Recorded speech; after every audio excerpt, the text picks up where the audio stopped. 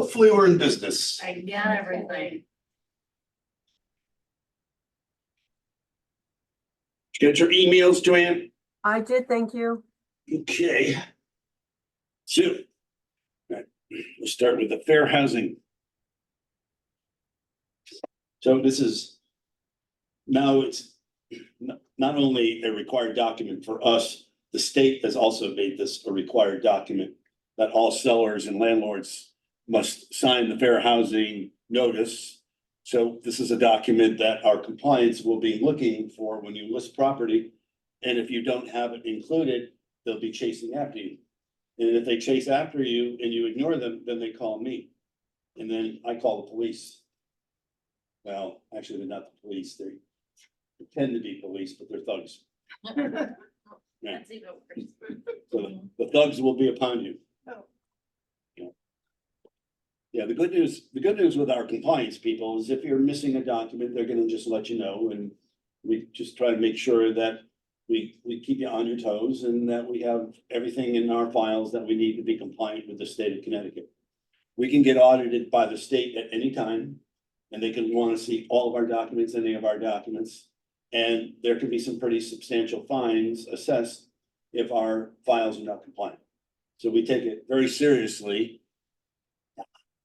Yeah. All right, so fair housing document, make sure our sellers and landlords read it, sign it. And hopefully, that's the other pile. What do you have? You have two of the same pile? Do I? No, you might. Yeah, I bet you do. Here, take this I pile. do. We're doing so good together. Yeah, it's too much paper for me to print. It's like confused. I'm confused. All right. Fair housing document.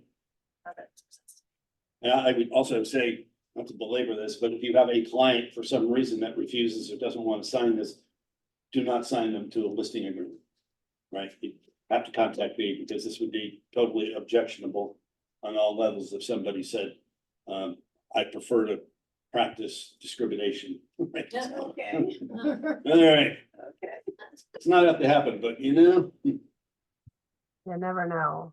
you never know, yes. This next one is, well, it's both a Greater Hartford form and a CTR form. It's a little bit formatted a little bit differently, but it's the same document. This is a document to provide to people before they become clients, whether they be potential buyers, potential listers, potential tenants, landlords. And it just explains agency and the different types of agency by law in the state of Connecticut. So it's it's informative. And it's not a bit, we don't have it as required, but it's not bad business practice to provide this to people if you're going to be entering into a relationship with them. And I will ask Jen if she's ever used this. The fair housing notice? No, the real estate respective parties disclosure. I am not, I've used unrepresented persons. Yeah, it's different. Yeah, they're different. Yeah, we'll get to that form as well. But the state came out with this as a, hey, you know, prior to listing a Oh, property. yes, I did start using this after you sent it to all of us. I Okay. use it all the time now. Okay, I did. just a suggestion to use it, because, you know, in our biz, the more we can do the CYA stuff and make sure that we're entering into relationships with educated, knowledgeable people, the better, right? Well, and I have the fair housing one again. It's good, we're only gonna go over it once. All right, FHA disclosure, you got that one? So this is not a form that you would initiate, but anybody that you have who is a buyer, who is getting FHA financing, CHFA financing, VA financing, or USDA, which stands for United States Department of Agriculture, any of those government financing types, this is a document that the lender is going to provide after the execution of the agreement when the buyer makes their formal mortgage application. And what this document is an appraisal letter. And it says if that property doesn't appraise for the sale price, the buyer can walk. So it's a required form. Doesn't say the buyer would walk, says the buyer has the right to walk. No questions asked, right? But just to alert you to it, that this form again, it gets produced by the lender, is a mandatory form that all the buyers, sellers, and the agents involved in the transaction will have to sign. Okey dokey on that one, Mhm. clear as mud. Yeah. All right, the next, we're gonna zip through a whole number of pages here, I believe 8, 4, 5, 6, 7, 8. So your next 8 pages are your residential property condition report, which with the exception of few statuses of people, all of our sellers are required to fill out this condition report and to provide it and make it available to their buyers. And it should be made available to their buyers prior to, really prior to us going live on the market. The deal with this is if a buyer were to submit an offer, and let's say you've got sort of you're lazy or your seller's lazy, and you have not provided this, the listing's up, it's active, a buyer's interested, an agent writes an offer, an agent brings, let's see, do we have another one of the fair housing ones? Oh yeah, here's, these piles are just, A little bit all over the place. yeah. Yeah, sign yourself in, I didn't sign- pardon? I didn't sign myself in either. I signed you in, I'll do the because best. you were here first. But you know, I'm also tried them. Wow. Well, yeah, so this is the second part. There's 2 full parts. The whole thing, The whole the package. whole It's all thing. for you. Oh, I like that. Yeah, You feel special for like a minute. So, but it was just a couple of sheets from the first one, correct? No, the first pile was the whole pile. File. Oh, there are 2 It's separate. 2 files. separate, yeah, 2 separate piles, because The one it's a with pretty files thick that's file, in so, yeah. I will back the sign sheet. All righty. Thank you. Yep. So the residential property condition report really needs to be available at the time you go live with your listing. And the potential fine for a seller, if an agent representing a buyer presents an offer to you and it is not accompanied by this disclosure, your seller is immediately subject to a $500 fine. Is it true some sellers just take that rather than disclose it? Possible. What was the question? They can choose to not. fill Yeah, a out seller the- could choose not to complete this, but that would they would automatically incur a $500 fine if they choose not to. If it's a case of us being a little bit lazy or we're not on our seller and our seller is a little bit lazy, then, and they don't want to be subject to a $500 fine, then there'd be a problem because they'd be angry at you. Yes, of course they would. Right. So is our Because goal. you just cost them $500. Yes, Yes. Bad agent. absolutely. So with the condition report, make sure you can help people through this, but they need to be answering these questions, not us. And even if you're doing it electronically, they're the ones that need to be checking the boxes and so forth. And then I think it's incumbent on us, when a seller completes the condition report, to make sure you review it. Because sometimes people will answer questions and they'll answer them incorrectly, not intentionally, but they don't understand the question or, and so it's always important for us to make sure we're helping our clients out and that we're reviewing the way they're answering questions to make sure that if there are any questions based on the way they've answered questions, we can create and establish clarity, right? Make sense? Okey dokey. Now, the groups of people that would be exempt from not having to provide this, if it's an estate sale, right? So the parents have died, the children have been named executor or executrix of the estate, it's an estate sale, they're not required to provide the property condition report. If the ownership is in a trust or in a conservatorship, they don't have to provide the property disclosures. Bank foreclosures do not have to provide the property disclosure. Basically, everybody else does. I make a sidebar? Yeah, absolutely. It's a I'm- sidebar time. I'm sorry, only because I've seen it and I just wanted to. No, no, no. This is interesting in these guys. Some attorneys on probate deals tell the seller to complete a property condition report or pay the $500. So that, like, I had a conservator once where that came up, and I had a straight probate deal where the mother was deceased and the son was selling a home. And what did the probate said, court said, The probate attorney said you need to either fill this out or pay the. oh, I see. Interesting, right? Oh, that's I interesting. didn't know what the difference was though, because never seen it before.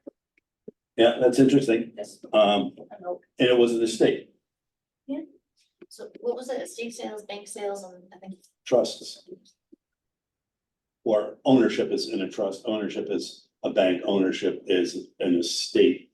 They are not required to provide. The conservatorship, how could because if it's in a you- conservatorship,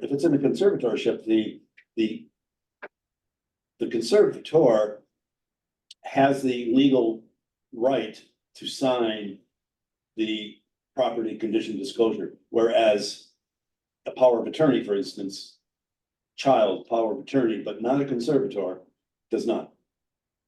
However, Conservator never lived in the property.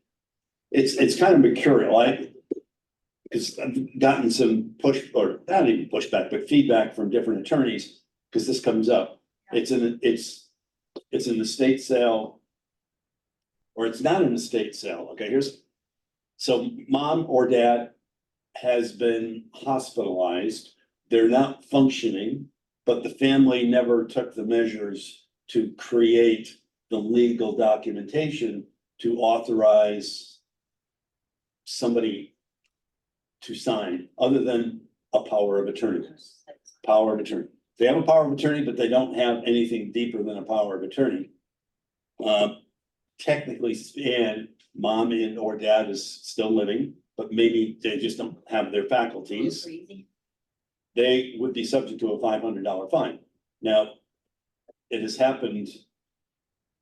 And I've given our people this advice that, based on an attorney's advice, their belief that that power of attorney child can sign the property condition disclosure to the best of their ability and just sign off as being power of attorney for the estate of Mary Jo Kopicki. Remember Mary Jo? Anybody?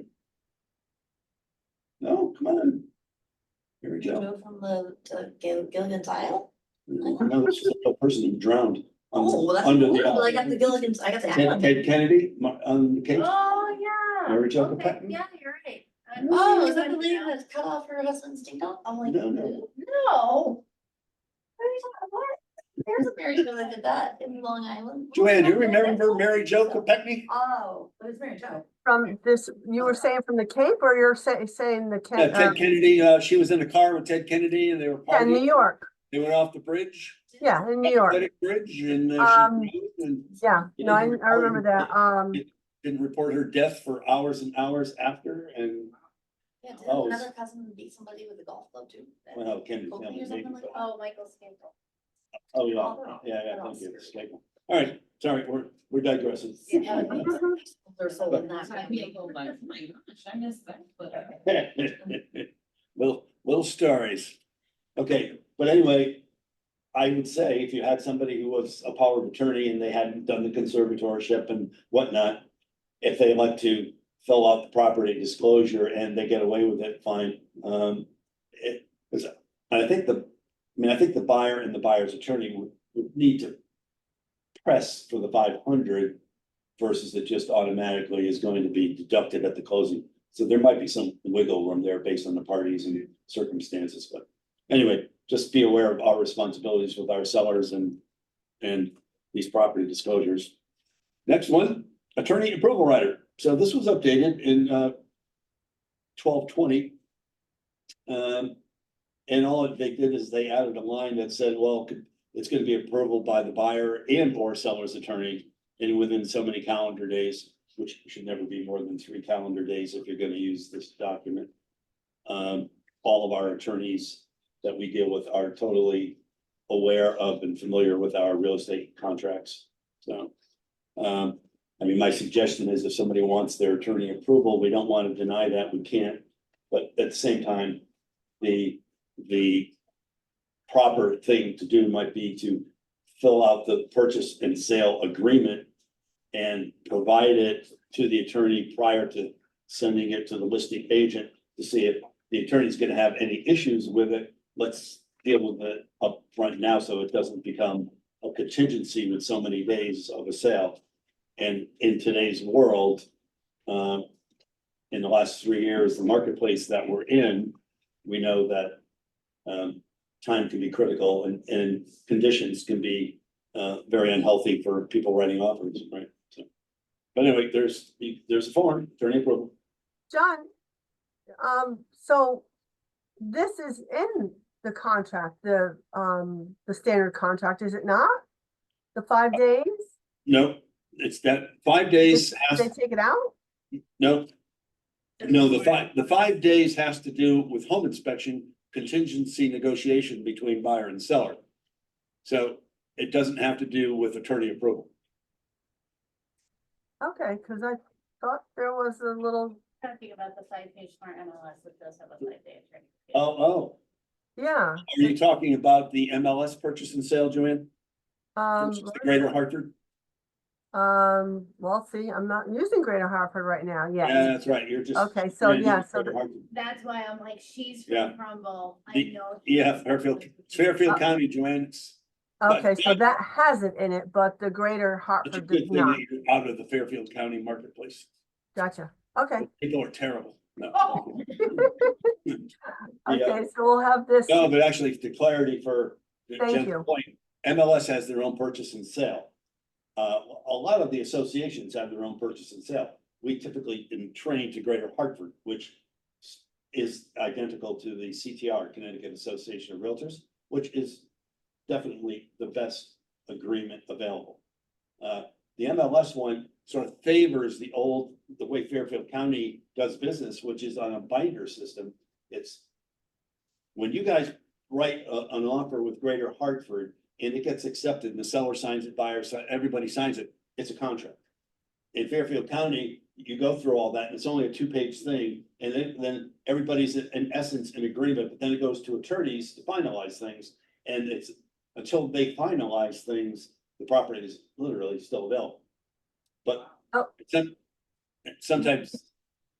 Yeah, I don't use the purchase offer. I use the standard real estate contract, which is a 5-page deal, 5-page deal. Yeah, well, you're gonna, Again, that's what I was using, so that's what Yeah. had in there. yeah, so we'll have to re-educate you, Joanne. Thank you. Well, no, because it's to the point, the MLS contract has a provision in the first page that says, within the first 5 days after you come to an agreement, buyer and seller, anybody Right. can walk away for whatever reason, basically, that's what it says. And we had one of those, it's a weird seller guy, but whatever, he took advantage of basically blowing off a buyer that he had agreed to an offer because he felt he had something better within the first 5 days that was presented to him. And he just took that liberty of using that clause and just blew the buyer up, which, like, yeah, which, now, I'm not a proponent or a fan of that document because it's loosey-goosey and Okay, so, I mean, it's legitimate, I just don't like it. That's all. so to clarify for myself to learn new, I'm doing the GAR contract and this writer when I'm doing a contract. Is that correct? If your buyer wanted, The 5-day attorney deal. approval, yeah, Okay, thank you. you betcha. Okay, appraisal writer. So this has been updated. Oh, if you look at the bottom of the page, you always see when the last revision date of a form is. This one was revised in 10/23, which is quite current, and was last fall. These forms do get updated and modified from time to time. And the appraisal writer was updated to accommodate really buyers and sellers and agreements on appraisal gaps.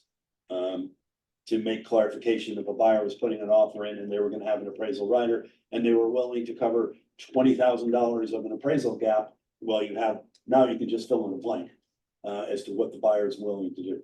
So they're willing to cover a gap, the entire amount, or none at all, or, So if they don't wanna do that, then and there are two, I think I only have the one here, there are two appraisal riders. Make sure you use the right one, because one of them is if a buyer is obtaining a mortgage, and the other one is if a buyer is doing cash. So, they say both, you use them. Gotcha. So I keep you around that, so I keep you around, you and your little credit score. Very sore, very sore. yeah, she's gonna fall asleep on this, but. No, I did that the other one. We all ready with this one? Appraisal rider, yeah, so mortgage contingency and cash. And I think I gave you two mortgage contingencies. Well, no, there is, that's right, there is one that has no mortgage contingency, okay, good, I got them both here. All right. As is rider, so anytime that you have a buyer that is purchasing a property as is, and there's been a lot of those properties being sold with language that says sellers selling it as is, right? So if it's an as is sale and your buyer in essence, in theory, is willing to buy it as is, then even if they're going to have some inspections, quote unquote, for informational purposes. So you would check the boxes, which inspections the buyer wants to have, assuming everybody agrees to those inspections. You would also want to accompany or attach the as-is rider with your offer. The as-is rider says if the buyer is going to have these various inspections that everybody's agreed to, if something comes up that is unsatisfactory to the buyer, they can walk away. Or they could renegotiate with the seller. And a lot of times, for as many times as sellers say, I'm selling it as is, and something comes up on inspections, and a buyer wants to open up negotiations with the seller, sometimes they do and sometimes they don't. But in protecting your buyer, you would always want to attach the as is rider. Always attach that. What you don't want to do is write in other conditions in the body of the purchase and sale agreement, buyers doing inspections for informational purposes only. You're putting your buyer at risk. If you put that down.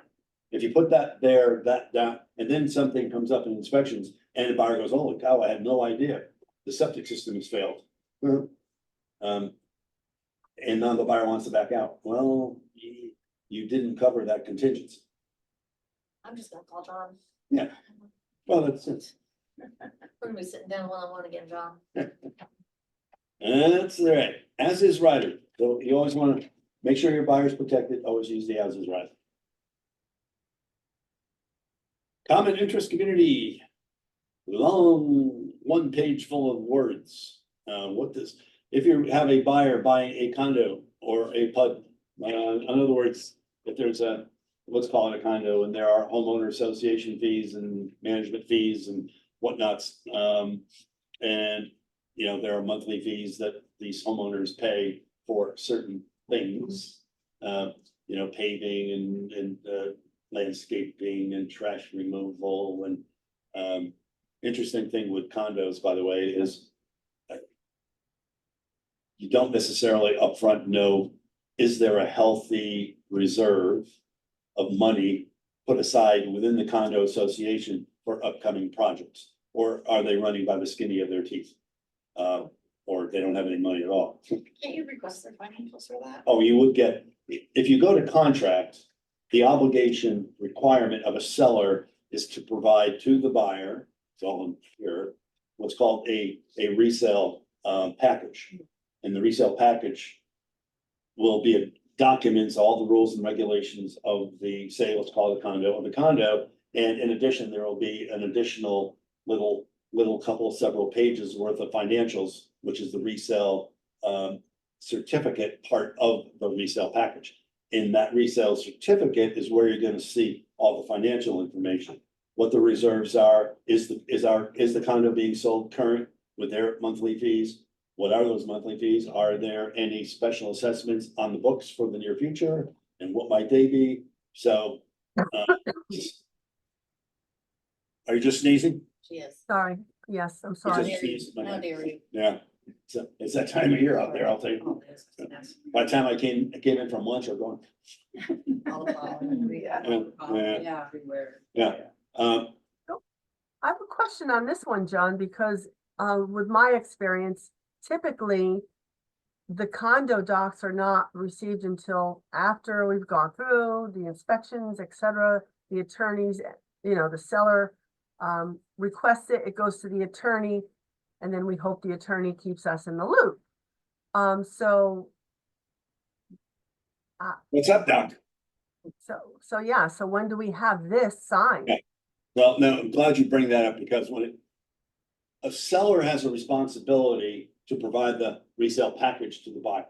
They're going to contact the management company and they're going to request the package be put together and provided to the buyer. It's about $125. At least I think it's still running about $125. Most of it's being communicated digitally now, although not every homeowner management company on behalf of an association is doing digital information. Some are still printing out, you get a package this thick and, and one agent is carrying it to the other agent to give to the buyer but the responsibility, to Joanne's point, the seller is required to get those documents to the buyer. The buyer has potentially up to 7 days or so. It's 5 days excluding holidays, right in here, once they get the package, to review the information and make a decision as to whether they want to move forward or not. And if they don't want to move forward, they don't have to offer anything other than I'm not satisfied with the documents. Nothing else, that's all they have to do. It's a huge contingency, right? The longer it takes the seller to provide the information to the buyer, the longer that contingency floats. So, and here's what happens.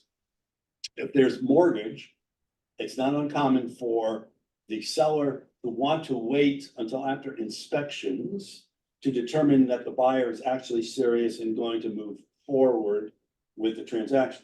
So they don't want to order the package to provide to the buyer until they're feeling more certain that the buyer is going to move forward. So they wait. And now it might be 2 weeks later before they even make the requisition to the management company for the documents. Now we get the documents. Now the buyer has another 5 days, or maybe there was a holiday, and so they have a few more days. And all of a sudden, we're 3 weeks into this thing, and the buyer goes, "Nah, yeah, I don't want it." So if I'm an agent representing a seller, I want to have a conversation about how quickly do we want to respond after we have the executed agreement to get those documents into the hands of the buyer. Is this making sense? Now, can you order these documents one time and then have them for multiple buyers? Within reason, you could do that. That's another thing, is if you're representing a buyer and you get these documents, you'll see on the next page, there is a form for the buyer to sign up that as of this date, they received the documents. So the time is ticking, it's doing all those things for them to make a decision. And so let's say the buyer decides they don't want to move forward with it. Our obligation, if we're representing a buyer, is to make sure that they understand if they're not going to move forward with it, they need to return those documents. Because that's a common courtesy for the seller, so that they don't have to go out and spend another $125 2 weeks later, or 3 weeks later, or 30 days later for the new buyer.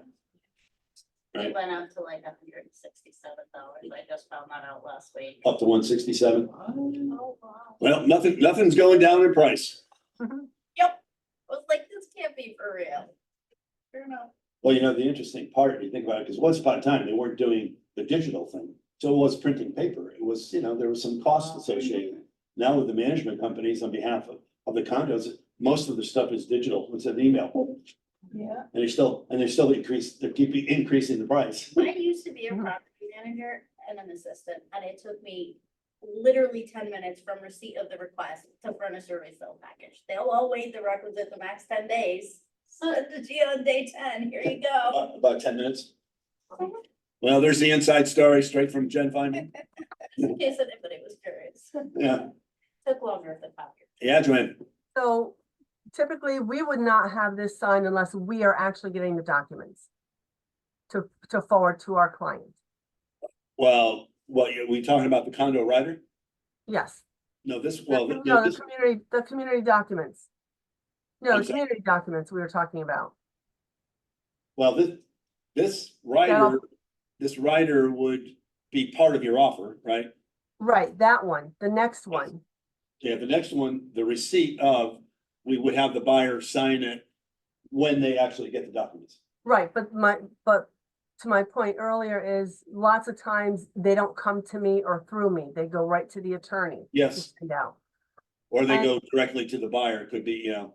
Again, Right, Fairfield, and you're used to Fairfield County, where, yes, it would probably go to the attorney. Here, it might go to the attorney, but it might just, typically comes to us. it might come to us, it might come to the agent, it might come to the buyer.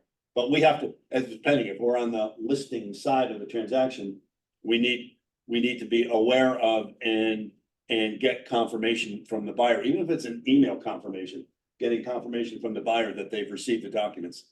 Gotcha. Okay, thank you. It might be a little extra follow-up for us, because you're right, that when things are digital, we don't necessarily touch it.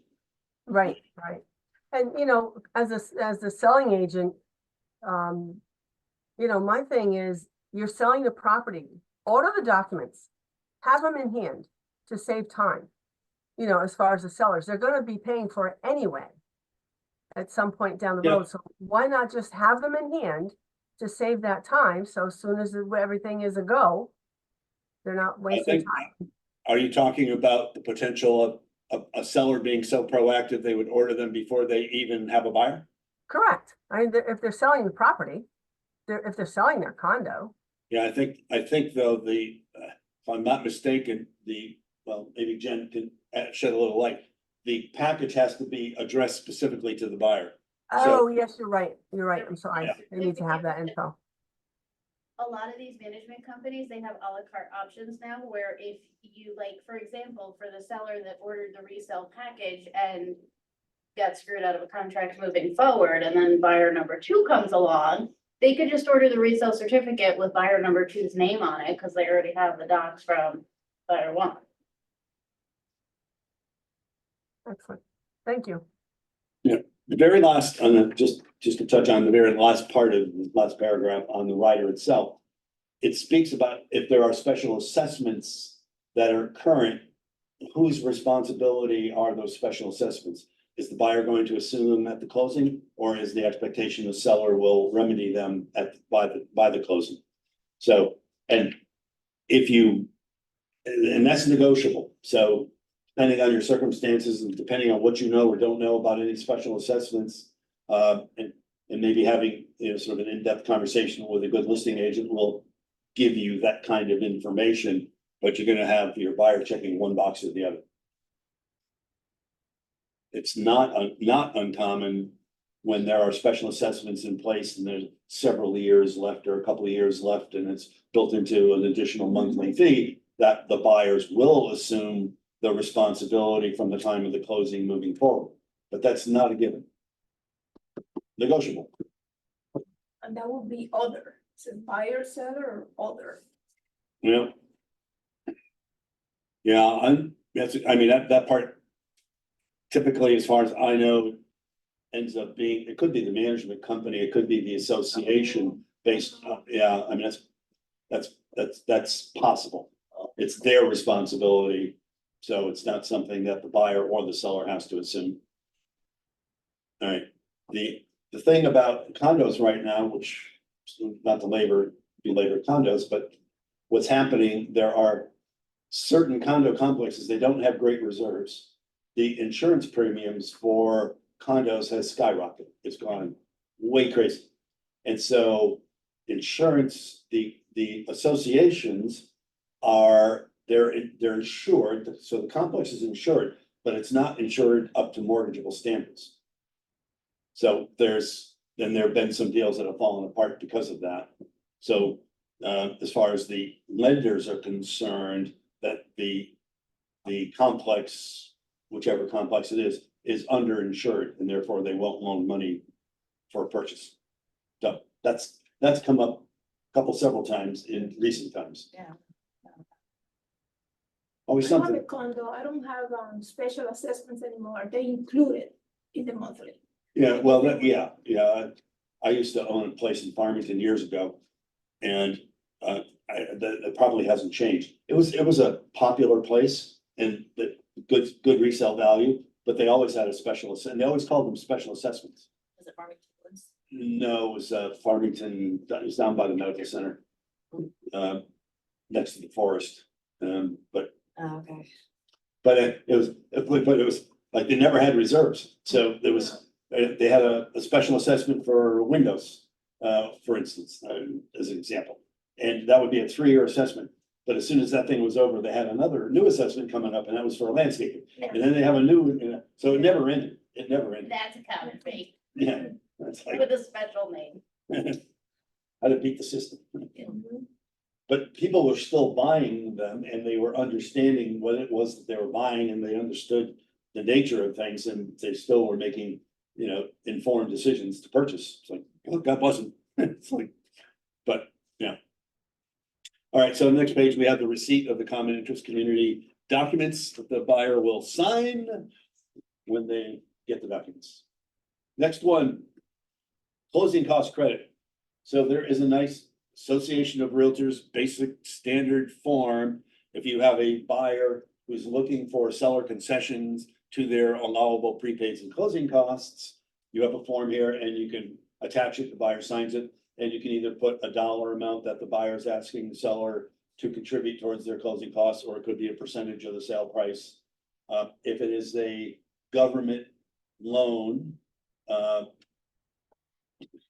the maximum could be up to 6% of the purchase price that would be potentially allowable. Usually it doesn't turn out to be the full 6%, the reality of the number based on, and it's the lender that would calculate this for your buyer. It might be closer to 4.5%, but for government loans, it could be up to 6%. Conventional, maximum is 3%.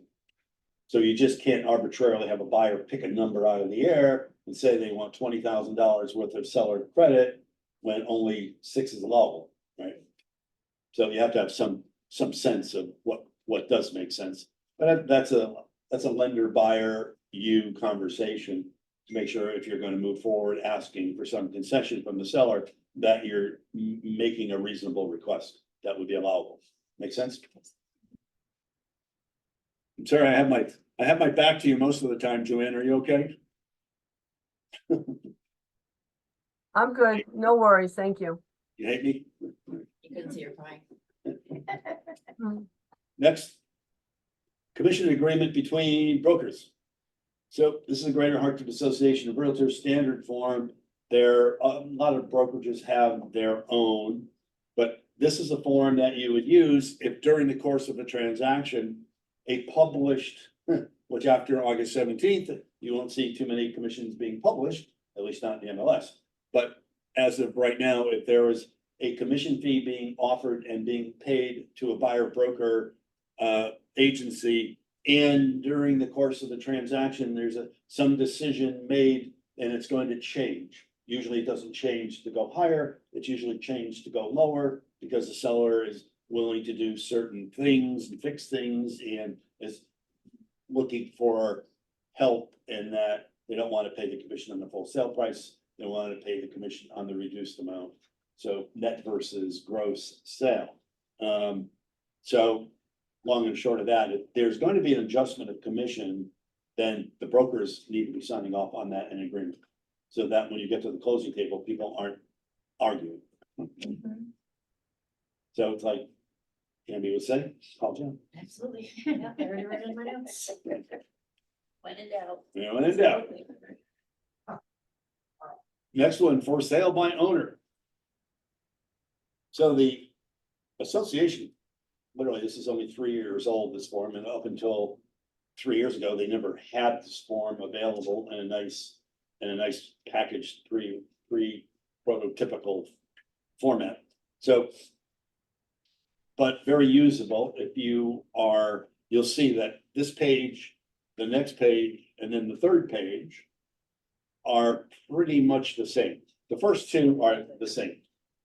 Except one is the Greater Hartford Association of Realtor form, and the other was a form that attorneys that worked with us put together years ago because there was no association. But if you have a for sale by owner out there, then you have a buyer that wants to buy that for sale by owner property. This is the form, if they're going to agree to cooperate with realtor compensation, that they understand that we represent the buyer, we don't represent them, but they're going to agree to pay us a fee, and everybody signs off on it. So this is our guarantee that we get paid. Yeah. Yeah. They And can you- say no. Huh? They can, the seller can say no. You could. Yeah, then it's a different conversation with your buyer, right? It's like, they're not paying my fee. Yeah. Do you want to pay my fee, or should we go find another property? Mhm. Or we could write the offer and ask them to pay the fee, but if they've already verbally said no, that probably isn't gonna get us anywhere. I mean, but yes, they absolutely can say no. And again, the second one is really the same document without, without the Greater Hartford Association of Realtors logo attached. Now, the third one is a little different, and this is a landlord one. So this one, there is not a Association of Realtors form for landlords, but you could have that same conversation with a landlord who's trying to rent a property. They don't have it listed on MLS, they're advertising it on Craigslist. We have a tenant, prospective tenant that might want to rent. We call that landlord, we say, hey, I'm John from KEW and I've got a prospective tenant for your property. Are you willing to cooperate with the real estate community as far as the commission goes? And our fee would be, yes, I'll do that, that's fine. We would get the documents sent over to that landlord. And this would be our guarantee of getting paid. Right? I like that. Make sense? Mhm. Good. We good? Yes. Yes, You're good? Okay. yes, thank you. Next one. Fairly 2 pages, well and septic rider. Now, this was revised in October of 2022. So a lot of these are, they're pretty current. And the new well part here really covers not only just mineral chemical analysis, potability of water, but further evaluation of uranium, arsenic, or radon in water. So it's part of the main body of the language now versus once upon a time, if you wanted uranium tested or arsenic and water tested or radon and water tested, it wasn't necessarily in this body of language. So you have to write something extra. Now you don't really have to do that. So they updated and upgraded the well water inspection contingency. And it covers the testing of water, also the water pressure stuff. So if you have a landlord or a seller selling a property and the buyer goes out and the buyer's having inspections.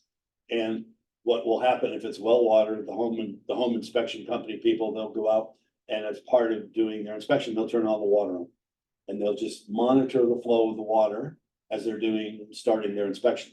If it goes from, good water pressure, 2 minutes later, it's drip, drip, drip. Well, chances are they've got a shallow well, not a capacity of water that's going to service a family of 4 or 5.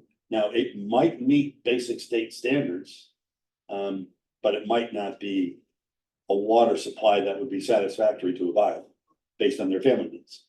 So that's also, and they typically, you wouldn't have that test unless the inspector says, I think you need to get a well company in here to further evaluate. But that would have to do with the whole water pressure thing. Septic systems, I can say is, if you've got a septic system, unless that seller has had a recent inspection and report available, It's not typical, right, for them to do a septic inspection? no, well, it depends. If they know that they have some kind of an issue, they might do that, but if they don't, and there are septic systems out there that quite frankly, they're failing or have failed, and the seller who lives there doesn't even know. And you can't tell when you just look at the ground, is it a good system or it's a bad system? A Tell bad, by all the flies in the yard. well, I mean, that's serious. Yeah, that- Like every year at this time, all these flies. come it in. could be an indication, could That's be. what- could be. It's not the omen, I hope. Yeah. The cost, if you got a failed system and it needs not only a septic tank and leaching fields, and it has to be engineered and soil, and that could be $20,000, $40,000. So to have a buyer buy a property with an existing septic system and we don't know anything about it and they don't want to have an inspection, that's dangerous. That literally happened to my neighbors. Right. And I Dangerous got all stuff. jealous, I thought they were getting a pool. No, it was their septic, I was like, haha, good. Cause I was gonna be jealous of this, and I go. It's not nice. Next, short sale rider. Anytime you have a buyer buying a property that is identified as a short sale, you want to attach this rider. And two things to bring to your attention in paragraph 1, about 6 lines down, there's a blank. And the blank is, the buyer goes to an agreement to purchase the short sale. The buyer agrees to sort of hang in there, if you will, waiting for, let's call it the bank, who ultimately is the seller of the property, to open the file and review the file. And there's nothing fast with short sales, and even though they've been in existence now for years and years and years, the banks haven't really, I don't know, they just haven't found a way to treat them any more quickly than they did years ago. And so it could take months. And so in paragraph 1, if your buyer, number one, if a buyer is looking to buy a short sale, they need to demonstrate some real patience, that they have patience. And only to, in here, it's probably 90 days. They should be looking at giving that institution 90 days to just review the file. Wow. To respond to them. And if they're not willing to kind of put that time and effort into the wait game, then good chance that you should be going out and finding them a different property that's not identified as a short sale. Because they're gonna get frustrated and so will you. The other paragraph to bring to your attention is number 6, where it talks about the various contingencies and when are they gonna be satisfied. So if you look at the second box, and I would always suggest you check the second box here. It says, notwithstanding anything in the contract to the contrary, the respective time periods for payment of buyers' additional deposits, the mortgage contingency date, and the dates for the buyer's inspections or tests shall commence and be calculated from the notice receipt date, which can be identified on your offer is the NRD date, NRD. So second deposit will be due 10 days from NRD. Mortgage commitment will be 30 days from NRD. NRD is when the bank approves the set. What does NRD stand for? I'm sorry. Huh? What does NRD stand for? You just said it. but- Notice of receipt date. Oh. Yeah, which is kind of a weird terminology. What it is bank approval, but if they said bank approval would be a little bit simple, but, I mean, the idea of this is, a buyer that's buying a short sale, they don't want them spending all kinds of money and they don't even have any guarantee that they've got an accepted offer. Right? So it's from their perspective, it's not good financial sense to be throwing money out there and having various kinds of inspections until they have a commitment. Right? Short sale rider. And as Tammy was saying, Paul Jones. Oops. Solar panels. You know how many people that I talked to that was telling me that they were told by the solar companies that it'll increase the value of their home and make their house sell faster? I was like, do not listen to that. They're, I mean, the solar sales people they're pretty aggressive. Yeah. They're out there. Matter of fact, Karen was just telling me last week and she was out in the driveway doing something and one of the solar people pulled right up in the driveway, got out of the car, walked right up to her. They started yakking with her and to her about solar panels. They stop by our house constantly in our neighborhood because somebody's always buying something in our neighborhood. But So yes, of course, they're gonna pitch it as being a real advantage. It's not. I look at solar as, number one, this is me. I'm not so interested in solar and I don't like the look of the panels, number one, so aesthetically, it's not big win for me. But aside from that, I kind of equate it to like having an in-ground pool. You've got some buyers that are gonna be really cool, they want a pool. And some people are really gonna look into this electrical savings and cost, and they're gonna go, wow, that's great. And then others that are gonna go, nah. And so you're gonna be somewhat limiting your pool of buyers when you have solar. You gotta find the party that wants to buy into what you bought into. Because if it's a leased system and this That's what the- this rider identifies, is it owned by by the seller? Is it leased by the seller? Vast majority of them are leased. Yeah, Or- it's much, they're pretty expensive. Yeah, oh, yeah, and they're usually like 20-year leases. Mhm. And yes, there's savings and so forth and so on, but if you've got a buyer who likes the house but doesn't want the solar. We had one several years ago, modest house, and it wasn't a big thing, but, and it was a son, brother and sister selling the house. Mom had passed, she had gotten solar panels. And the buyer, it was a different market, it was pre-pandemic, so things weren't just flying off the shelf. The buyers did not want the solar panels. The seller's brother and sister didn't have any other offers on the table. And they had been marketing the house for sale for a while. Actually, Jess, or Jen, I think it was your team, I think Jess had it listed. I think so. It was in Vernon, I believe. And anyway, cost the seller to accommodate the buyers, keep the sale together, to remove the panels, and be done with it. It was $20,000. Oh, this does sound familiar. So when you are a seller and you're selling a solar panel system, you gotta find the buyer that wants to inherit and transfer that lease from their name to your name. But I heard it's not even just that easy, because the solar panels, actually, their companies require high credit scores for them Well- to transfer You need the to qualify. panels. Yeah, and they're not exactly the same, but as an example, you could get you could have a buyer that could get a mortgage with like a 640 credit score, for instance. Whereas a solar company to transfer the lease, for them to accept you, Mhm. you need a 675 credit score. Yeah. So you might be able to qualify for the loan, but you're not gonna qualify with the solar company. So that is a reality. So some things just to be aware of with solar panels. I mean, they work, people like them and all of that. If everything is done sort of paying attention to detail and not missing and having things fall through the cracks, okey dokey. But just, we need to be aware that they're a little bit more complicated than the salesperson coming and telling you how wonderful they are. Yeah, yeah. So solar panels, yeah. By the way, if you walk into a house with a buyer and you see panels on the roof, that means they're solar panels. It means there should be a rider. That means there should be conversation. There should be a lease that is going to be provided from that seller to the buyer so they can review it and determine whether they want to move forward with it or not. And I mean, we had one. Yeah. This goes back several years ago too.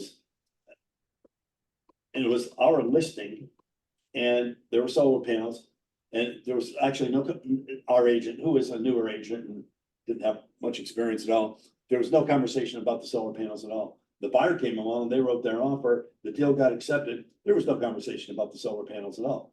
And, it got to be like 2 weeks before the closing, before somebody acknowledged, oh, there's solar panels. That must mean something.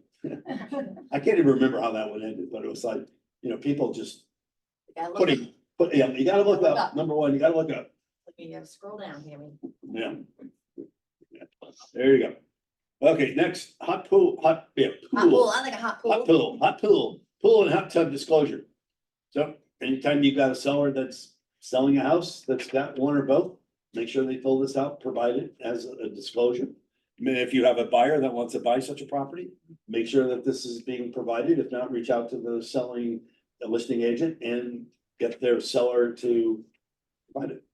I mean, forms like this, they're available, they're out there, and there are agents who have been in the business for quite some time who don't even know they exist.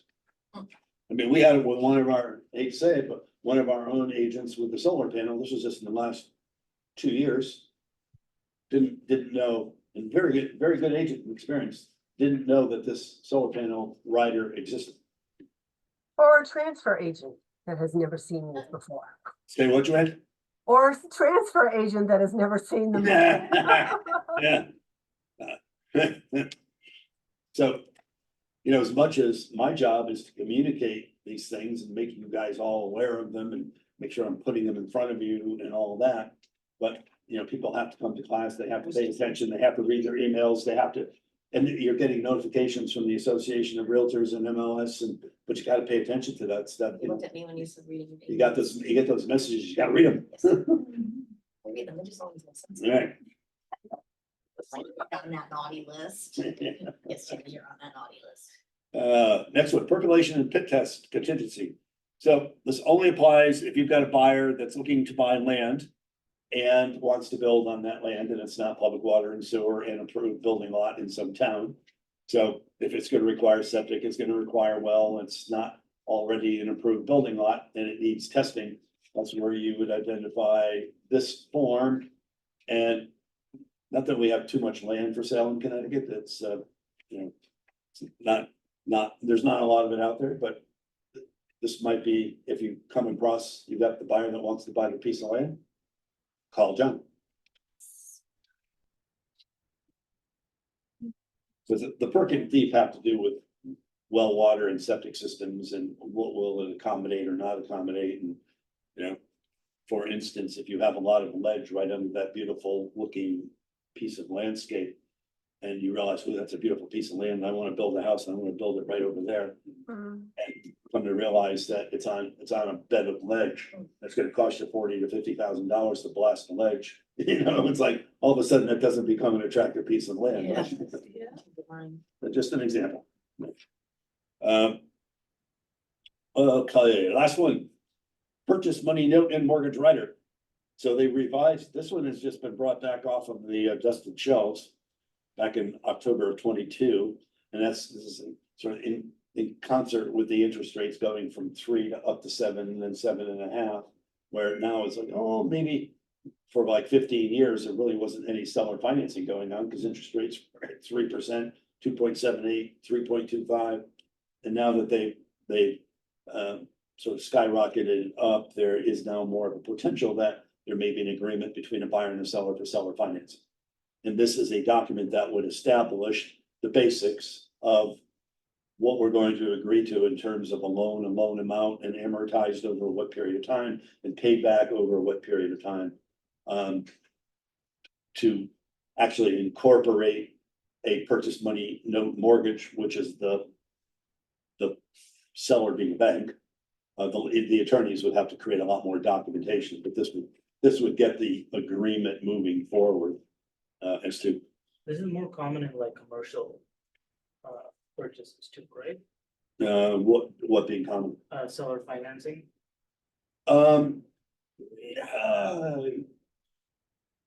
Yeah, I would say there's probably more of that in commercial.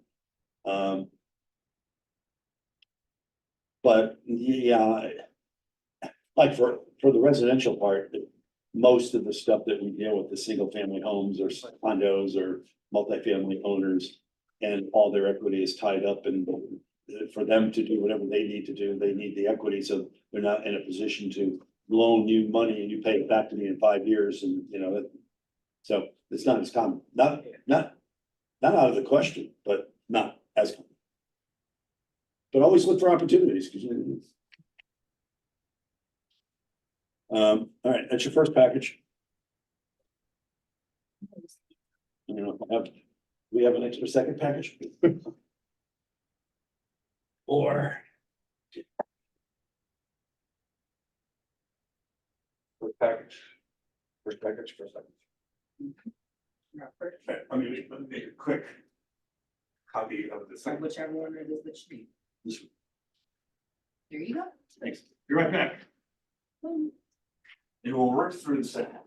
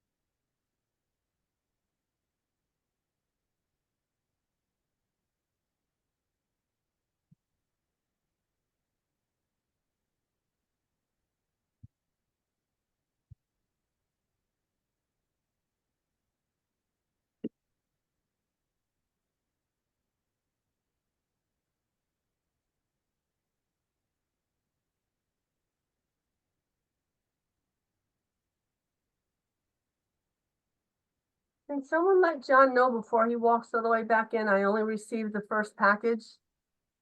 Joanne, I can forward it to you if that would help. That'll be great, thank you. I don't want him walking all the way back in. And this is going to be the one that starts with the writers for the real estate purchase contract. Joanne, what's your email? Joanne, JOANN .Bonenfant, BONENF as in Frank, ANT at KW.com. There you be. All right, sending it right now. See it yet? Not yet. Let's refresh.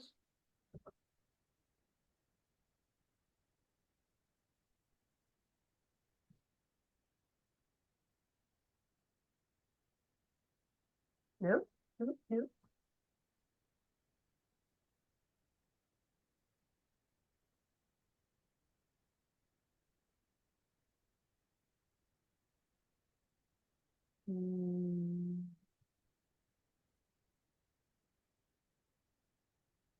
Got it. Okay, perfect. Thank you. You're welcome.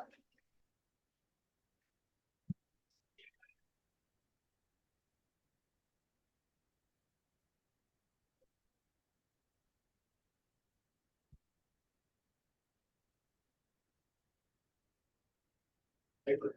Paper.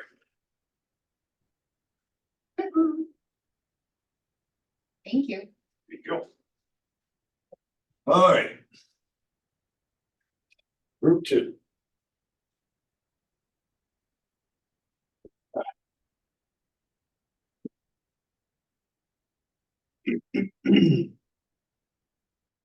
First, at least I have it as first. Hopefully you guys have it as first.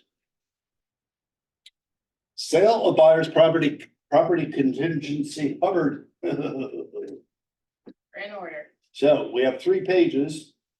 One is the actual Hubbard contingency. In other words, I'm buying a house, but I need to sell my house in order to buy your house. And then the second page you have is, well, this Hubbard contingency, because we've come to an agreement, and you're gonna give me time to sell my house. And now I found a second buyer because I'm allowed to do that when we're under, as a seller, when we're under a Hubbard contingency. And now I'm giving you notice that I found a second buyer, and the removal pages, can our buyer remove the contingency and continue with the sale, or does our buyer have to allow the seller the opportunity to go sell to number 2? And then the third page, and I'm ripping through these because this is a 2-hour class. On Fridays, I do this one 11 to 12:30. So it's a complicated arrangement when you need to sell a house in order to buy a house. The third one is, hey, my house, I need to sell my house, but oh, it's already under contract. And that's a totally different form. It's a different conversation, and may or may not be a different outcome. But you know, there are people, obviously, people that need to sell property in order to buy property. It's been around forever in real estate. But to do it, to create an offer that makes sense, language that makes sense, dates and times and contingencies that make sense, it's a class. So come to my Hubbard class, it's scintillating. Oh, the Hubbard one specifically. And since it's 11 to 12:30 on Fridays, bring lunch for me. I don't care about your lunch, bring lunch for me. All right. Next one, I'm not sure how it got in here, but this is a seller suitable housing contingency addendum. This is Eastern Connecticut Association of Realtors form. So I'm not gonna spend any time talking about it today, but it's literally dealing with the same subject matter as the Greater Hartford forms that we just went through. If you were an E-car member, Eastern Connecticut member, then we would spend more time on this form. But Man, I since- wish we had since you're this. not, pardon? I wish we had this in the other board forums. I mean, Eastern, yeah, we've talked about this. The Eastern forms are, they're pretty decent. They're pretty decent. And it's just a little bit more straightforward or? what's the deal? Yeah, Yeah, I'll defer to John, but to me, they're different. I like our better still, but.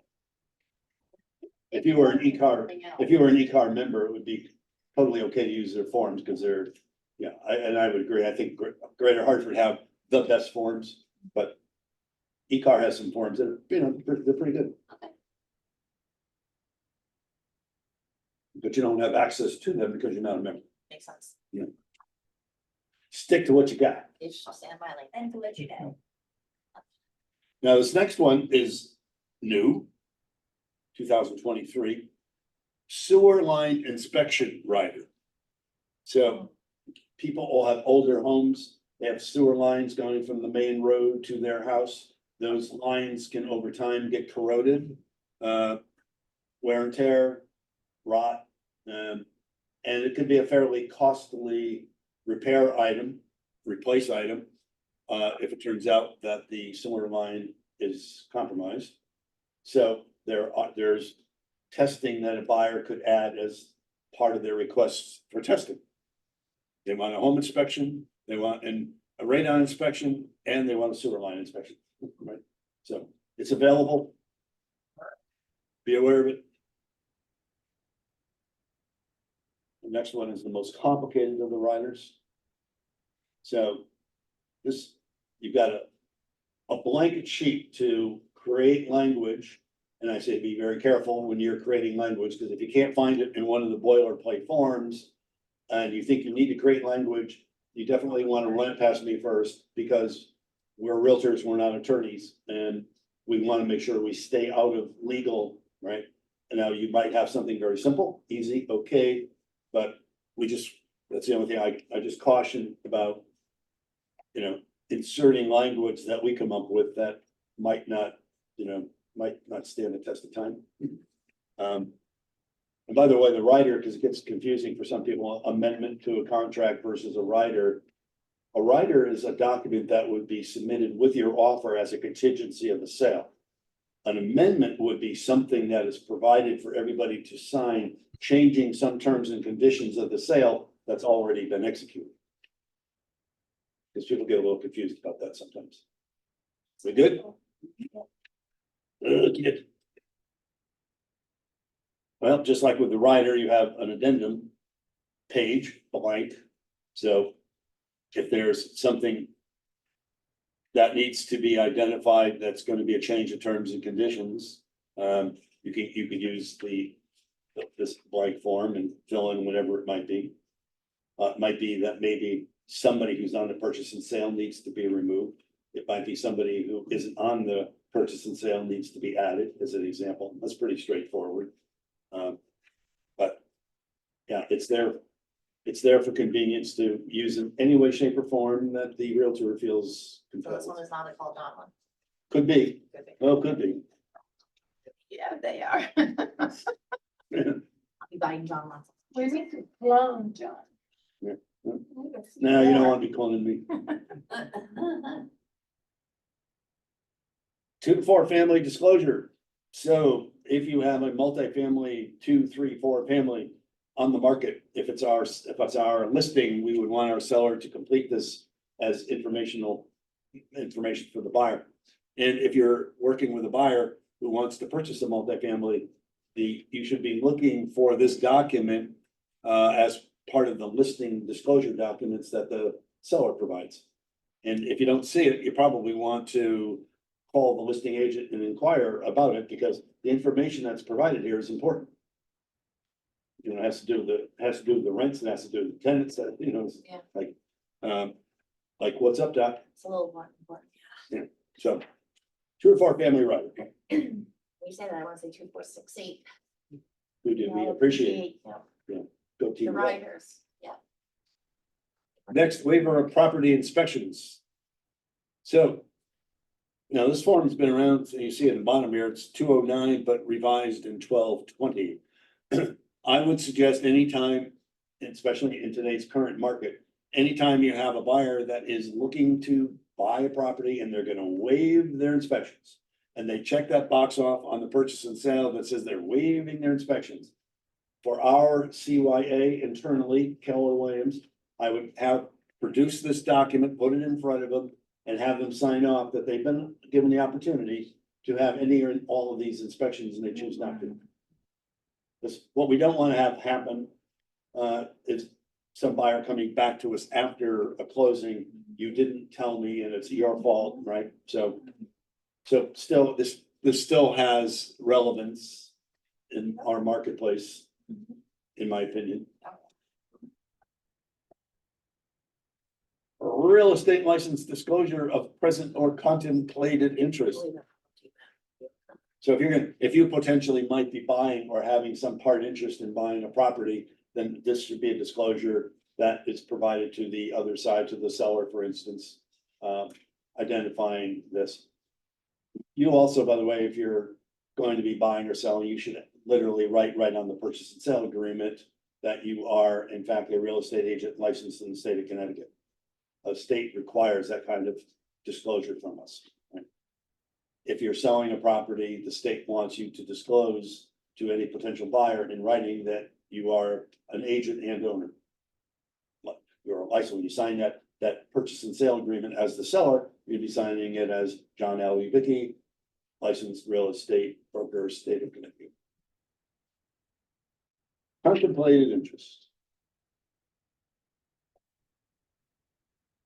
Seller's a residential property condition report waiver. So this would be for the seller who says, look, I know the rules are, but I'm not providing the seller disclosure, and I'll just let you know. So they're just identifying right up front, they're gonna be ultimately paying the $500 fine. But whether they made their own decision or they consulted with an attorney and the attorney said, don't bother, don't worry about it, you're better off paying the $500. You know, don't incriminate yourself by lying on that form. So, can't tell you the last time I've seen this used, but there is a form.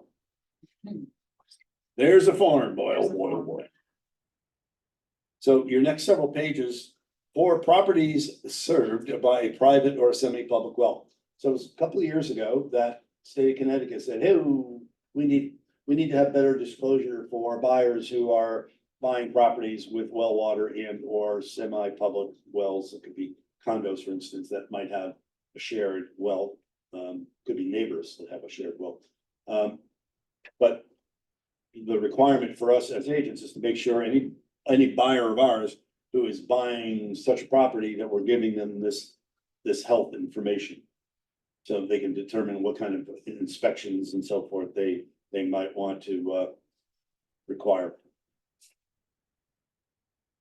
So it's like several pages, 4 pages, 5 pages, 6 pages. 6 pages and counting, 6 pages. So make sure that we're providing this information to our buyers. And also, you know, literally sending them online. When you first start your buyer relationship, there are sites to send them to, right, for information. So, you know, educate our buyers and get them educated and send them to these various sites. I mean, there's so many properties in the state of Connecticut that have well water, right? It's very common. So just have to be alert. Yes, welcome to our open house. So you have the black and white copy, but this is available for you online. Oh. Just to be aware, when we're doing open houses, we represent sellers. This needs to be on display for every consumer that walks in the house that identifies the fact that we are there as brokers representing the seller and we don't represent them as buyers. And so they just use And- this Keller one? Yeah. I was- If you happen to go and do an open house for one of your colleague agents and on a Sunday and you don't see this there, yell at them. Tell John, tattletale, Rat? be a rat, be a rat. Yeah, this sort of disclosure stuff Send it to you. it's very important. And not that anybody intentionally, they forget, yeah, it's like the people are busy and they're just sometimes unaware or. I did not know it was important until somebody pointed it out to me that we needed it, and luckily it was one of us. Yeah. So, Wasn't the cops. no. Or the Learned thugs, my lesson, or the whatnot. or the thugs. Yep, exactly. Next one, amendment to the purchase and sale agreement. So this is just like the blank addendum, except it has some identification points here of a change of terms and conditions. This form is perfectly fine. This one is Connecticut Association of Realtor form versus a Greater Hartford form. You all have access to the Connecticut Association of Realtor forms, so you can find it there. And this form is, as I said, totally appropriate. You're changing a closing date, a mortgage contingency date in which building inspection is to be completed, date in which the tester inspection's name below is to be completed, and there's an other box, so it's a, universal. Termination of buyer or tenant representation authorization, so if we're under a buyer rep agreement and we've decided to sever that relationship, it's not a unilateral thing, so it's needs to be a mutual separation termination signed by me and signed by the buyer. That's the clean way to dismiss the relationship versus just forgetting to call them back. Like, I don't want to talk to them anymore. They're a pain in my keister, and so I'm just gonna ignore them for the last 45 days of our buyer rep contract. You don't want to do that. They don't know that they are not allowed to do that. Well, Clients. yeah, don't know. I mean, it's not uncommon for buyers who want to sever their relationship with us to realize that for them to do it, they need to do it in writing to lawfully execute it. It makes sense, you signed a contract That's- to begin yeah. with. Yeah, these contracts are not unilateral, but you can't assume that the consumer is paying any attention to that because they're self-serving and they're gonna do what they wanna do. And sometimes that might be throwing you under the bus. Beep, beep. And it's a question, is it a big bus or a little bus, but it's a bus. We don't know. So anyway, there is a document for severing that and terminating that relationship. Breakup. The dreaded form. So notice of termination and release of deposit. So our fully executed agreement is not going to get to the closing table for one reason or another. And come to my bulletproofing class because we talk about what are those 10 major reasons why an executed agreement won't make it to the closing table. But if that be the case, we're going to identify on the top part of this form, what reason is the deal terminating? And then you'll notice in the middle of the page, there's a place for the buyer and the seller to sign and date. And then the bottom part of the form is the release of money or not. Rescission and release of deposit, filling in the blanks. Is all the money going back to the buyer? Is the seller keeping the money? Is it being split in some fashion? But also a place for the buyer and seller to sign. So to fully execute this termination and release of deposit, it's 2 sets of signatures, middle of the page and bottom of the page. Yeah. Yeah, we don't like this one because once this one is executed, that means everybody's starting all over. Yeah, we don't like them. Like divorce paper. Yeah. here. Divorce papers, Yeah. yes. Yeah. Finder's fee, new construction. So there is a form, a document, whereas if you happen to have you got a buyer that's looking for that land and finds that land, and they're looking for recommendations, for builders to build them a house. And we introduce them to a builder or two, and they end up getting contracted with with the builder, a particular builder, and we've made that introduction. There is a form for a builder to agree to pay us a referral fee for introducing them to the buyer who's having the house built, that's gonna make the builder a whole bunch of money. Know that? Yes, Mhm. Also, I didn't know There. Yeah, but I talk to builders all the time. I didn't like that. That's really good. This is why you come back to these classes all the time, even if you've been here for So what would the standard finder's fee be? Is Uh, there a standard to go by? I would say there's never a standard when it comes to fees, right? Um, Ballpark? but I would suggest, probably working anything in the 2.5% to 3% range, Okay. as an example. It could be, obviously negotiable, and it could be one of those, call John, what's up? I heard one of the finder, I have a person who bought a condo in a new construction, and the builder told him that he could get a finder's fee for finding more people for that condo. Well, that's, Wow, okay. that's kind of interesting that a builder would feel that they could compensate for, and I don't know, like in this particular scenario, it doesn't sound like there's anybody that's licensed. Because the builder would have a builder's license, but Yeah, probably not a broker license. Yeah.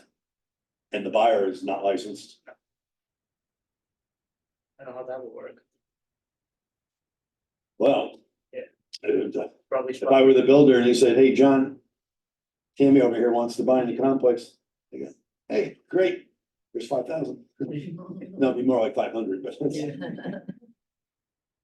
I think they're structured in the way like, say, 8 people be discounted or something, or a year or something like that. Maybe. Yeah, I'd be interesting to find out from, is this somebody you know, friend? Yeah, sure. Find out, I'm just curious, find out what this builder is offering him for referring somebody to him.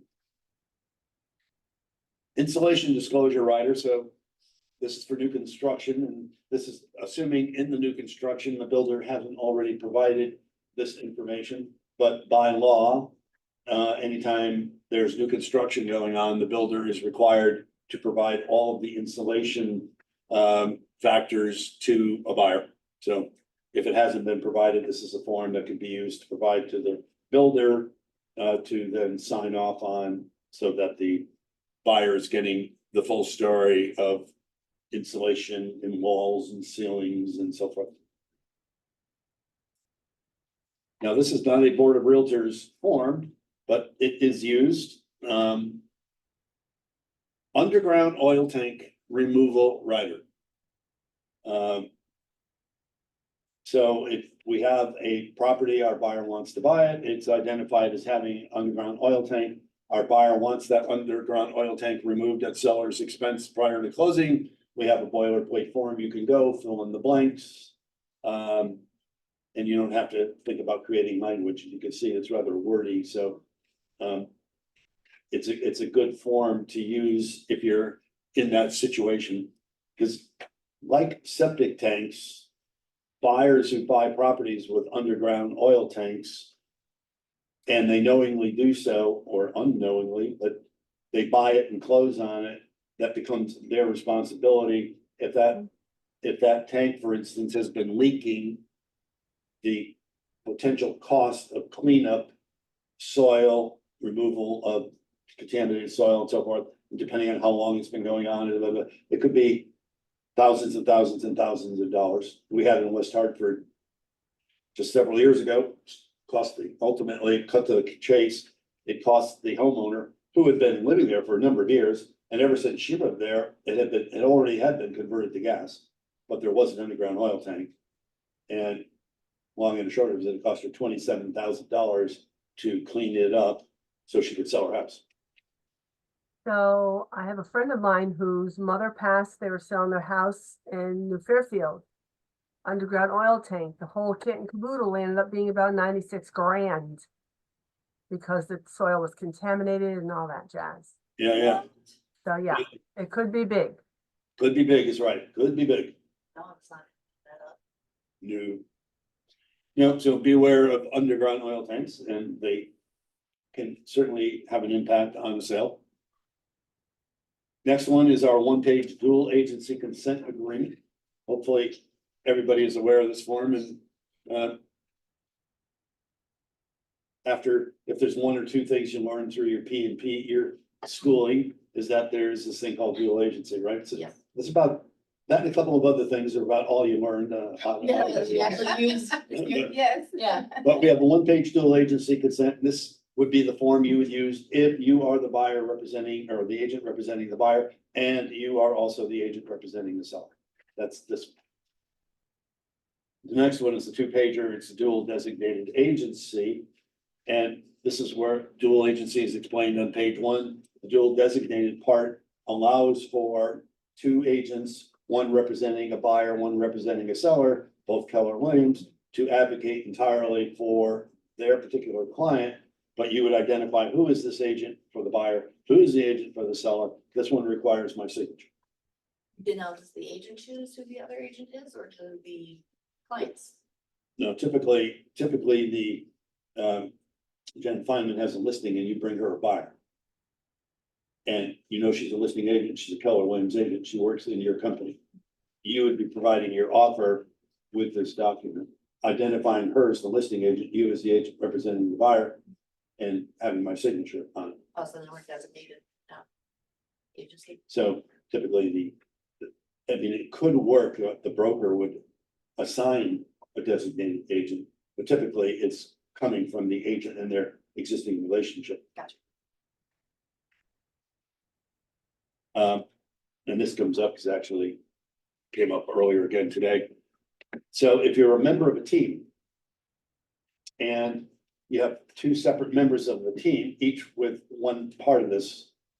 So if I'm on Jen's team, she's got the listing and I'm on her team, we're all part of the same team, and I have the buyer, that is the one-page dual agency, not the dual designate. We treat a team as one person. And we do that for confidentiality purposes. Because it is typical, common, expected that teams talk about their clients. And so Oh, the fiduciary thing. fiduciary. Yeah. So rather than getting into any kind of question as to information that's been shared to one side or the other that should not have been, because at the time, we didn't even know they had interest in the property, but I know everything about them and they're going through a divorce and blah, blah, blah, blah, blah. It's like, so, yeah, if you're part of a team, one person. Fun fact, There's I don't multiple tell my team personalities. anything. Huh? My team knows nothing. Knows nothing? I keep it all secret, like, they know I have a signed listing, but they don't know that Mrs. Smith's getting divorced or Mr. Smith has cancer. They- Yeah. I keep all that tight lipped to everybody, Mafia over there. literally. Yeah, it's, Sure. Anyway, sorry. it could be tricky. To this real estate agency disclosure notice to unrepresented parties. So this is a form where you can use it if we have a listing or listings, you have somebody who wants to see our listing. But they don't want to sign a buyer rep agreement. We can go show them the property as long as our listing, Keller Williams, either yours or, somebody else at the company. And they could sign this form as unrepresented. Because we already represent the seller, you can take them to the property. They might even want to write an offer. You could write the offer. It has to be within Keller. Has to be within Keller. Yeah. It does not apply the minute somebody wants to go see somebody else's listings. All right. And in conjunction with this, just recently, as of April 1st this year, this thing called sub-agency was removed from the books in the state of Connecticut, no longer lawful, no longer allowed. And we could have fun for the next 10 or 15 minutes and I ask you all what is sub-agency, but we're not even gonna go there. It was confusing to begin with.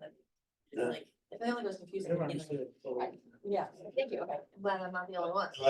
Unless you were unless you were in this industry prior to the 1990s, say 1997, High school then. you wouldn't necessarily understand what subagency is. Oh, okay, so we're not total idiots.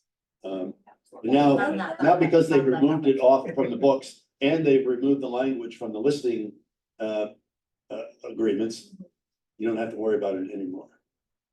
But basically, essentially, it's somebody who doesn't have a buyer rep agreement who wants to see a property and doesn't want to sign a buyer rep agreement, and the seller of that property would agree to allow the broker to, or the agent to bring the buyer in.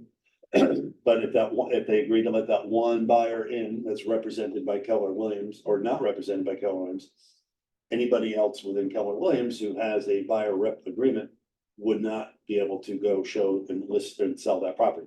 Anyway, it's a long story. It doesn't exist anymore, Thankfully. and that's a good thing. Yeah, it's a good thing. It's gone. It's gone. Next one, extension amendment to the real estate purchase contract. So boilerplate form, if we're extending dates, you have all kinds of opportunities here to extend all kinds of dates, get buyer and seller signature, and we're good to go. Lead disclosure, we all know lead disclosure is required. You have them in your packet.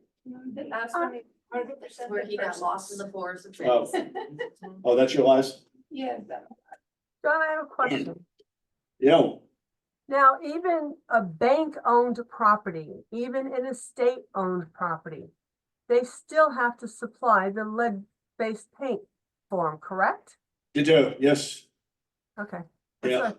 There are some exempt people as far as the property condition report goes. There are no exempt parties when it comes to lead.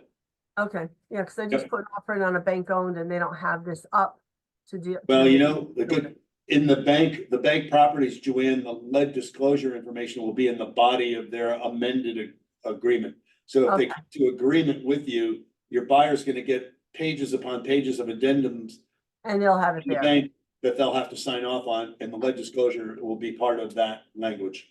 Okay, yeah, because I've had others where the agent got it, but like you said, all depends on the agent and if they're lazy or not. Yep, there you go.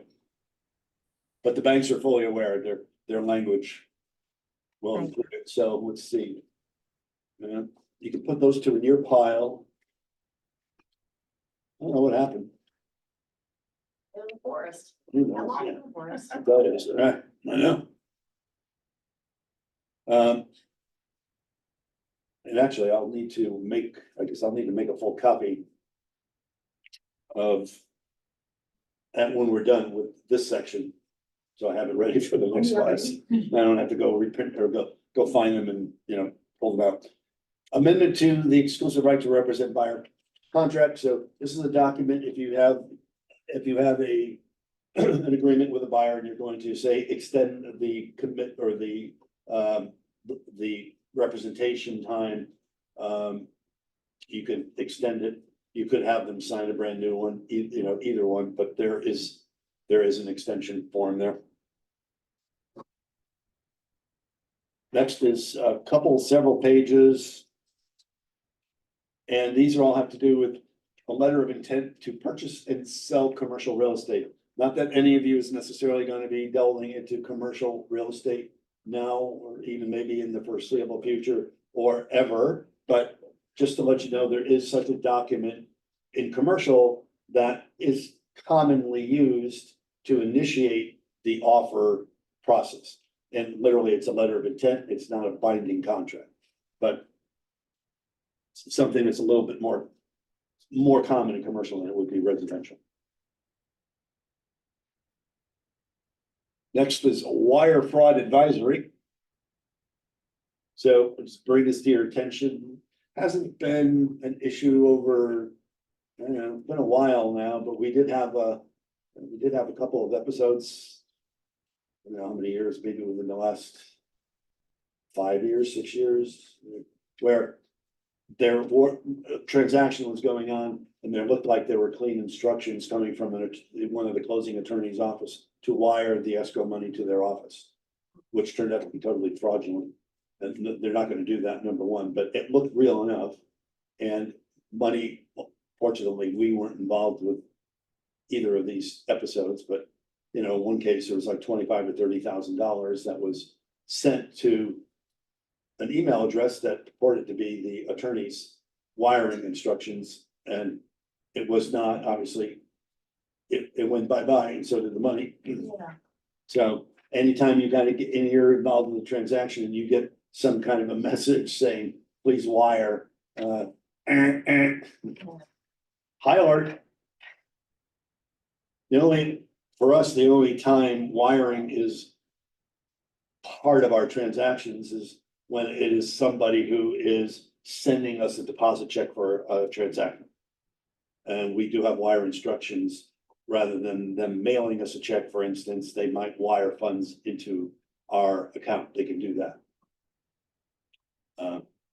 But wiring money that's already in the escrow, out of the escrow into some attorney's office, no. No. Next, so if you have a party that is doing surveillance, audio, video inside the house, that needs to be communicated to any buyer that potentially walks in the door that they're being surveilled. So, there's a nice little form here. This would be like maybe in a plastic sleeve, looking at the buyer as they walk in the door. And probably if I were an agent, I would be maybe making some remarks, agent to agent remarks, that the seller is using surveillance. It's a way of our world today. Never used to be a big whoopee, but now it is, and you don't know who's got you under surveillance, and you can't count on the fact that a seller knows that they need to inform a buyer because they haven't been informed. Their agent doesn't know, and their agent hasn't been informed. Mhm. So it is unlawful and considered eavesdropping, not to identify and acknowledge that people are being surveilled when they're in their house. Yes, That for me? yes, I was just testing you. Thank you. Just testing you. She's on the ball. All right, concrete advisory and disclosure for sellers and buyers. You'll see this sometimes with listings. It's not mandatory. And so if a listing agent and seller have provided this with their disclosures, fine, have your buyer acknowledge it. But if you don't see it, don't go looking for it, because the only disclosures that are required is if the property is identified as being in the area east of the river that is struggling with crumbling foundation situations, and the property itself has been identified as one of those properties. So, but sometimes I see this form and it's fine to use it, but it's not required. Yeah, old habits, you know, old habits. All right, and the next several documents are just MLS documents for, you've got a listing and you're gonna put it on coming soon to go live at a date in the very near future. And then you have a delayed listing form, and this is a form that, well, we're gonna go live at some point, but we might not go live for maybe up as much as up to 30 days. And then question. Just me. You're on mute. Yeah, you're gonna have to start all over, Joanne, you're on mute.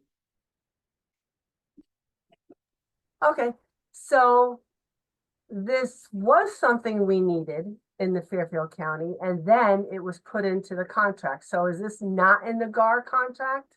The delayed listing? Right, Okay, so we do use this. yeah, it's a separate form. Okay, Now, you know, stay tuned to the next iteration of forms that come out, who knows, but as of right now, it's separate. you'll form crazy. Coming soon is separate, and then it requires my signature, delayed as well as the agent and the client. Delayed listing. So if you have a listing and you anticipate it's gonna go live sometime within 30 days, you would use the delayed listing. And let's say it does go live and the day you put it on active in MLS, the live date is the date of the listing. So you don't backdate it to when the delayed listing was signed. Right? So if we sign today, June 3rd, and it's to go live on June 30th. And then June 30th, we go live. When we enter the listing into the MLS, June 30th is the listing date, not June 3rd. Otherwise, the MLS will find you. Okay. Right. And accrue unnecessary days on market. Say what? And accrue unnecessary days on market. Oh, yeah, Right. yeah, that makes sense. Yeah, and that's where we get into the withhold. So the withhold listing from MLS. So we have a beginning listing date, we have a ending listing date, 6 months. It's not going on MLS. Seller doesn't want it on MLS. They're acknowledging they, for whatever their reasons, they don't want it on MLS. So, but what happens is 3 months down the road, whatever, they're not getting the results they want. Now they want to authorize their agent to put it on MLS. So there's another form that they can sign authorizing the agent. Now, I want you to put it on MLS. You can't within the first 30 days, but after 30 days, you could change your mind. You change your mind, you sign this other page that says, hey, I'm authorizing John to put the house on the market. And what happens at that point, when you go live on the market, the days on the market will now show 31 days. Or 60 days, or however many days. So, you know, the days on the market will accumulate subject back to when the listing was first taken. Now, with a delayed listing, you can't advertise it, you can't market it. It's literally sitting there sleeping. With a withhold from MLS, you could put a sign up, you can advertise it, you can market it. It's just a non-MLS listing. So it will never go into MLS. You will be considered an off-market sale, assuming you're able to sell. And some people, you know, they have their preference, they don't want to go live and it suits them. What we need to be very careful about is making sure that we're educating our sellers, understanding that probably 95% of the situations, getting the full exposure to the marketplace is going to get them the best terms, price, and conditions possible. Limiting themselves to a very, very small pool of buyers isn't necessarily going to work to their biggest and best advantage. So if they're going to make that choice, then okay, that's their decision, but we have to be real clear, us, that we're not advising them to do it for our own benefit. What would be one reason that they don't want to? Well, I give you an example of once upon a time, not so many years ago, Kevin Ollie, who lived in Glastonbury, was the University of Connecticut basketball coach. Kevin was going through a pretty bad divorce. And he did not want the publicity, he didn't want people going through his house, because I mean, he was a pretty famous dude in Connecticut. And so he authorized his brokerage to market and sell his house, but he didn't want the exposure in the MLS. So I mean, there are people that will have various reasons. For some people, it might even be the sale, the highest price isn't necessarily the most important thing to them. It's the quickness and ease and comfort of getting something done and getting it done very, very quickly. And, you know, I'm gonna list your property, and I know you're not keen about going live on the market. I have an investor person myself, I know, who might be very interested in purchasing your property. And you go, well, I'd be interested in that alternative. I don't, you know, so people will have their reasons, and not, it's not a high percentage, but it does happen. It does happen. I think that was that the last one there? That was. I guess, did we go through all of them? My God, good work, everybody. Enslaved. Thank you very much. Thank you. Yeah. Any questions? Call down. No, call Maria. Well, Maria. Have a good night, everybody. Have a good night. Bye, Glenn. Take care. Bye-bye. So let's see. So you got a full package, Yes. so I was handing you, Now wait.